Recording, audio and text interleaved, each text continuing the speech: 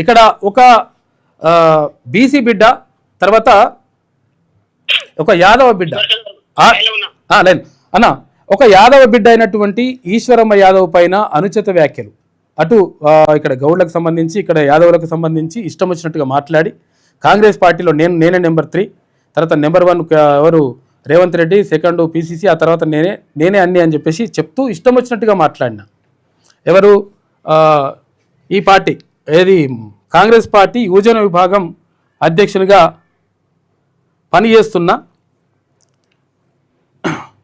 ఎవరు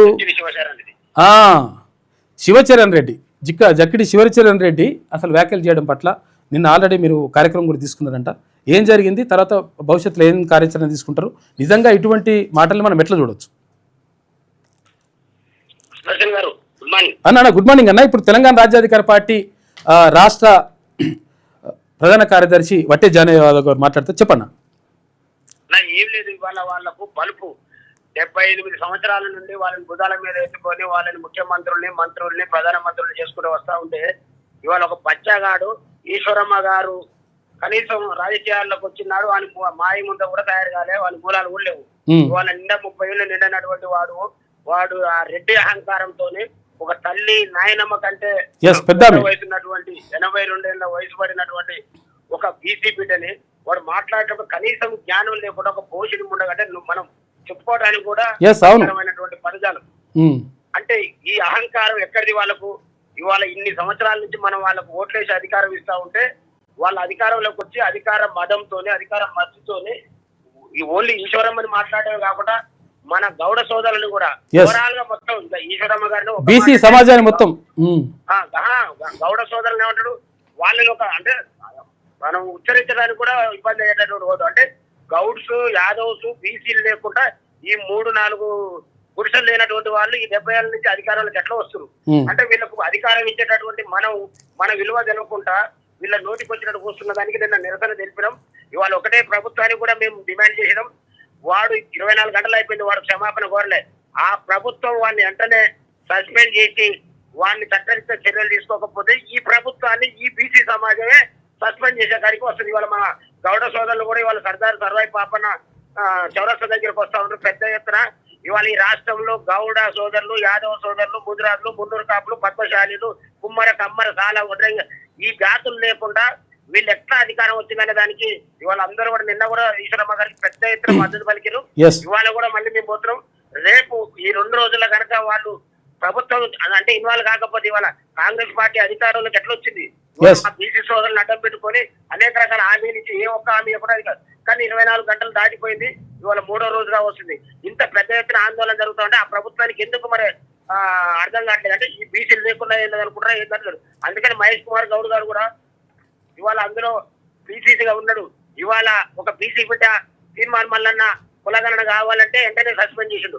ఇవాళ ఒక రెడ్డి ఇంత పెద్ద దుర్మార్గం మా గౌడ సోదరుల్ని, మా యాదవ సోదరుల్ని, మా బీసీలని పనికిరాని ఒక బట్టాగాడు ఇంత దుర్భాషలాడితే మరి ఇలా మహేష్ అన్న చేతిలో అధికారం ఉందా లేదా?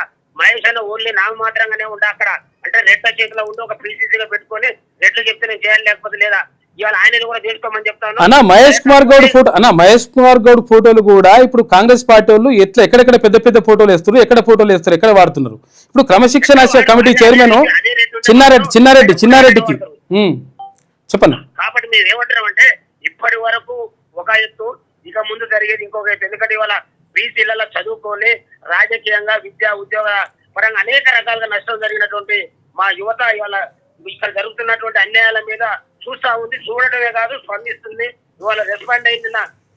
మన ఎల్బీ నగర్ చౌరస్తాల గంట సేపు వాళ్ళు పోలీసులు కాదు వాళ్ళ తాతలు దిగి వచ్చినా కూడా మమ్మల్ని అక్కడి నుంచి లేపలేకపోతే మన సమాజానికి ఇబ్బంది అవుతుంది. మళ్ళీ మేము చేసినాం. శివశరణ్ రెడ్డి గారు వాడు దొరికితే బాగును, అప్పటికే వాని కాడ సెక్యూరిటీ పెట్టి గంజాయి బ్యాచ్ ని వారి ఇంటికాడ కావలా పెట్టి మా బీసీ బిడ్డలు వాళ్ళ అమ్మని అడగడానికి పోయి మా మహిళలు ఏమని, అమ్మా నువ్వు వానికి అన్నందుకు నువ్వు సంతోషంగా ఉన్నావు, ఇట్లాంటి కొడుకుని ఎట్లా కన్నావు?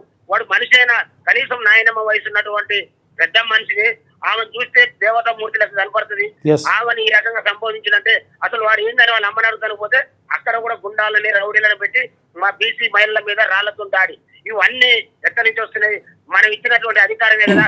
ఇవాళ మనం ఇచ్చిన అధికారం వాళ్ళకి లేకపోతే పోలీసు వాళ్ళ ఇంట్లో ముందర కుక్క లెక్క కావాలి గారు కదా. Yes. వాడు ఏమైనా పెద్ద ఏమనుకుంటాడు, వాడట ఈ రాష్ట్రంలో నెంబర్ 3 అట. ఎక్కడి నుంచి వచ్చినారు? 7 కోట్ల రూపాయలు ఖర్చు పెట్టినా అని చెప్తున్నారు వీడియోలలో. వీరికి 7 కోట్ల రూపాయలు ఎక్కడి నుంచి వచ్చినాయి? వీళ్ళు డబ్బులుంటే ఓట్లు కొనుక్కొని వాళ్ళ అధికారం వస్తే నెంబర్ 3 అవుతారు. ఈ సమాజంలో సగానికి పైన ఉన్నటువంటి మాకేమో గౌరవం లేదు. వీళ్ళు ఉంచాలని ఇవాళ సుదర్శన్ ఒకటే చెప్తా ఉన్నా, మా గౌడ సోదరులు ఇలా పెద్ద ఎత్తున వస్తా ఉన్నారు, మా యాదవ్ సోదరులు వస్తా ఉన్నారు, మా బీసీలందరూ కూడా కదిలిండ్రు. ఈ రాష్ట్రంలో వాళ్ళ రాజ్యం కూలబోతా ఉంది, మన రాజ్యం రాబోతా ఉంది అంటే సంకేతమే వాళ్ళ యొక్క దుర్మార్గమైనటువంటి ఇట్లాంటి చేష్టలతోని మనల్ని చైతన్యం చేస్తా ఉన్నారు. కాబట్టి బరాబర్ రేపు రాబోయే ఈ 2 రోజులలో కనుక వాడిని పార్టీ నుంచి సస్పెండ్ చేసి వాడిని చట్టరీత్యా కనుక జైలుకు పంపకపోతే ఈ రాష్ట్రంలో కాంగ్రెస్ పార్టీని బీసీ సమాజం అంతా కూడా సస్పెండ్ చేస్తానికి తీర్మానం చేయబోతా ఉన్నాం. Yes, okay okay, thank you అన్న, ఓకేనా? Thank you. ఇప్పుడు చిన్నారెడ్డి, అవునన్న ఒక్క నిమిషం, చిన్నారెడ్డి మరి ఇప్పుడు స్పందిస్తుండ, ఇప్పుడు క్రమశిక్షణ కమిటీ చైర్మన్ గా ఉన్నాడు కదా, మరి పార్టీనా ఆయన? ఇప్పుడు యోజన విభాగం అధ్యక్షుడు ఉన్నట్టు పార్టీనా కాదన్నట్ట?